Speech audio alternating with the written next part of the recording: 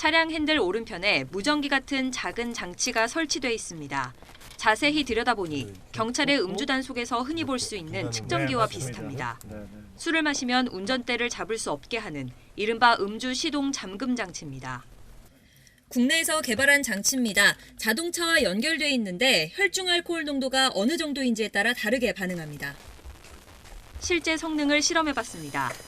술을 마시지 않은 사람은 음주 측정을 한 뒤 정상적으로 운전할 수 있습니다. 하지만 소주 한두 잔만 마셔도 상황은 달라집니다.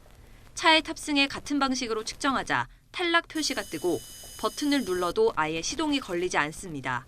단속과 처벌로는 음주운전을 막는 데 한계가 있는 만큼 사전적 예방 방안으로 운전 자체를 막기 위해 개발된 겁니다.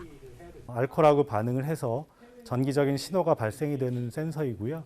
음주 측정기 이외에 카메라나 여러 가지 보안 인증 장비하고 결합이 돼서 인증이나 보안 관련해서는 계속적으로 발전해 나갈 것입니다.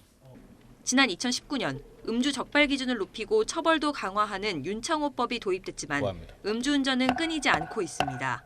최근 3년 동안 면허가 취소된 운전자 10명 가운데 4명은 음주운전 때문이었고 지난해 음주로 면허가 취소된 사람 가운데 2차례 이상 재범한 비율은 지난 18년보다 40% 늘었습니다. 잠금 장치는 미국에서 지난 1986년 최초로 도입됐고 캐나다와 호주, 유럽 등에서도 의무 자발적으로 운영이 확대되고 있습니다. 음주운전 행위는 중독성이라는 제어가 어려운 특성이 있습니다. 인지를 못하더라도 시스템상으로 차단시킬 수 있기 때문에 재범에 대한 감소 효과는 클 거라고 생각됩니다. 면허 취소 운전자에 대해 장치를 의무화하는 법안이 발의됐지만 아직 국회에 계류된 상황. 윤석열 대통령의 후보 시절 공약이기도 한 만큼 법안이 국회 문턱을 넘는 대로 제도 정착에 속도가 붙을 것으로 보입니다. YTN 강희경입니다.